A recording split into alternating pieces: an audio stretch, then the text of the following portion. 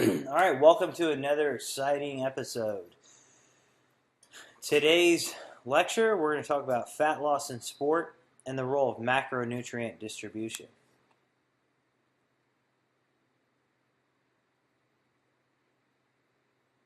So if we look at fat storage, how does it compare with other energy sources? Well, clearly, if you can see from this sumo wrestler that fat storage, unlike protein and glycogen, is unlimited.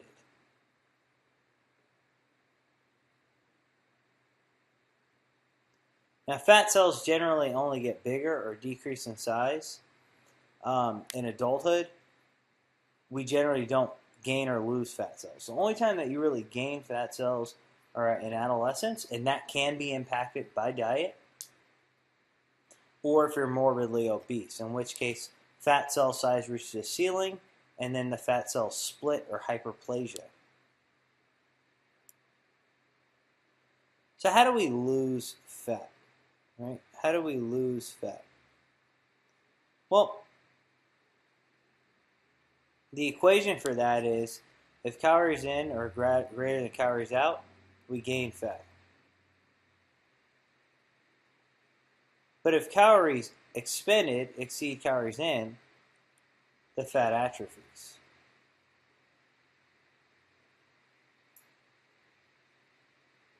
Now, this is the basics, but you know a pound of fat is about 3,500 calories.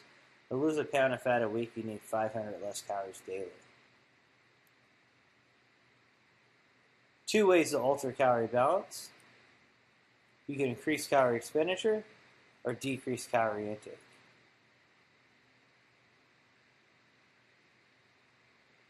Of course, if we decrease calorie intake, you become hungry, and we'll talk about that in another lecture.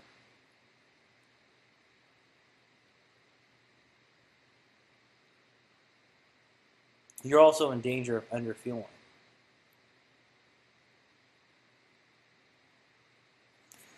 So let's talk about the diet's impact on caloric expenditure, meaning resting metabolism. This is a really good Venn diagram. What it shows is this.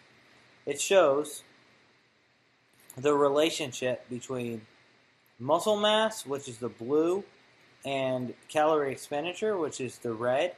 And you look to the left, basically there's a large overlap between muscle mass and calorie expenditure.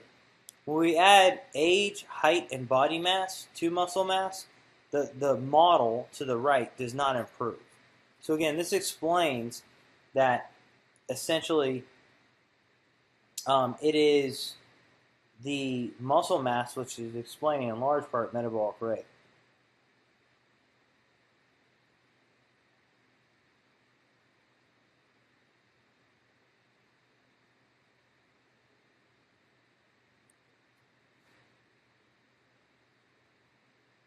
So let's take a look at this.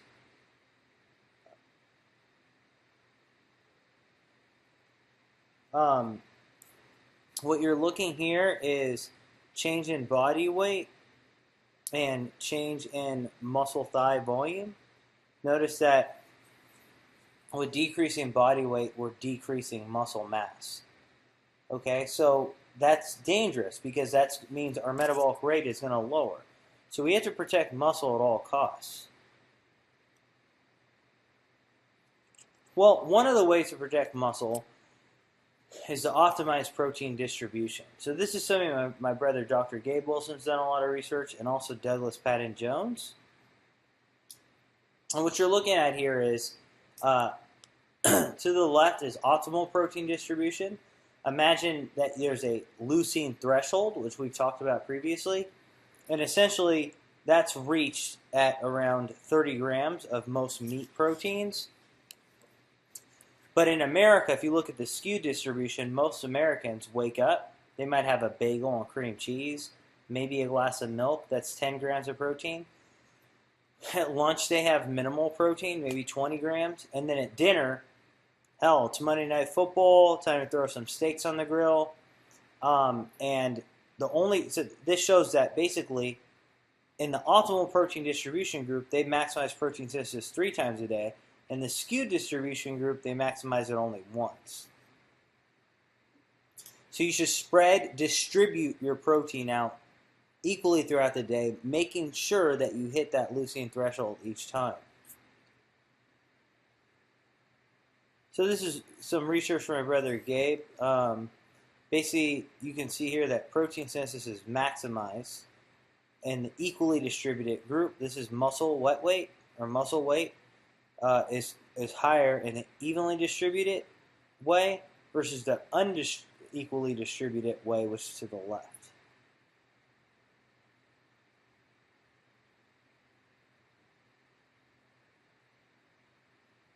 Also, Jeremy Lineker and I did a real good study where we looked at the threshold, how many times per day they hit this theoretical protein threshold.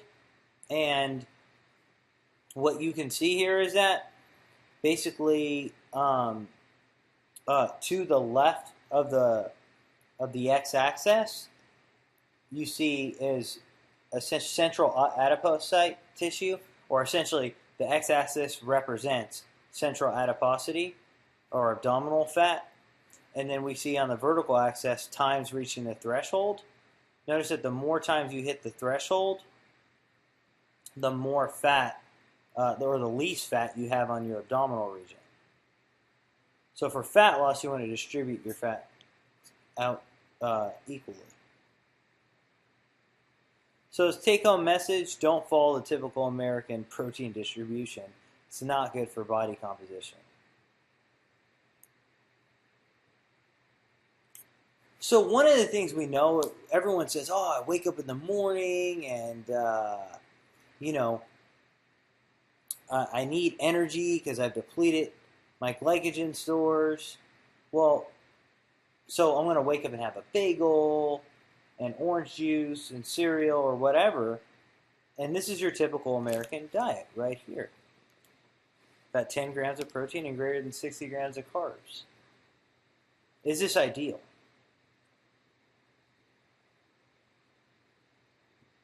Molly Bray's lab suggests it's not. So what Molly Bray's lab did was they took mice and they essentially gave them, this is looking at RER. Remember, the lower RER is, the more fat you're using. So they took carbohydrates and they had a low carbohydrate, higher fat breakfast and then had the rest of their carbs the rest of the day. Or they had a high carb breakfast and then tapered their carbs off the rest of the day.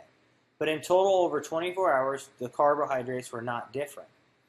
Now what you notice, though, is that the entire day, the black group, which is the high-fat breakfast, had a lower RER than the gray group. The gray group was using entirely carbohydrates the whole day. So what is this saying? It's saying that there's a feature within our body in which our nutrient utilization can be programmed. Okay, so again, this is called nutrient programming. You wake up and have a bagel, the rest of the day you're going to be using carbs as your preferred fuel. You wake up in a day and have a higher fat breakfast, and fat will be the preferred fuel. You'll be more metabolically flexible.